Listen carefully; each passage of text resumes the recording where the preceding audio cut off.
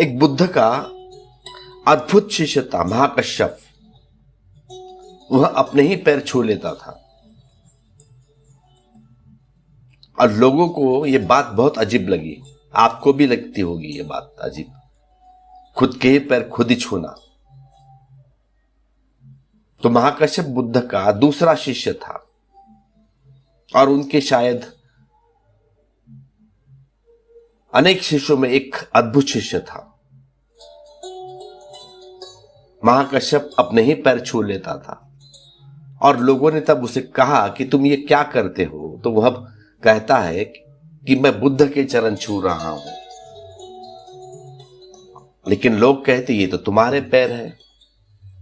तो महाकश्यप कहता कि अब उनसे इतनी निकटता हो गई कि वह भीतर ही है, मेरे बुद्ध मेरे भीतर है, मैं उनके पैर ही छूता हूं, ये पैर तो उनके ही है। कहता है वह, मैं किसी के भी पैर छू लूं, बुद्ध के ही पैर है। इतनी समीपता भी बन सकती है।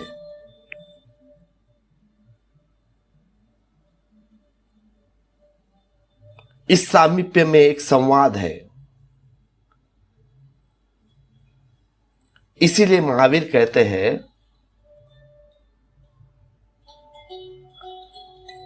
उनके पास रहता हो, उनके निकट होता हो।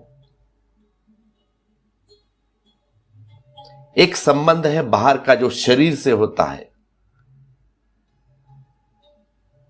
शरीर तो कितना भी निकट आ जाए तो भी दूरी तो बनी रहती ही है। शरीर के साथ कोई निकटता हो ही नहीं पाती। कितने ही निकट ले जाओ, आलिंगन भी कर लो तो थोड़ा तो फासला बचेगा ही। दो शरीर कभी एक शरीर नहीं हो सकते और ना कभी होंगे। शरीर का एक होना पार्थक्य का है, फिर एक और अंतिम सामीप्य है। सारीपुत्र उसी बात कर रहा है, उसकी ही बात कर रहा है।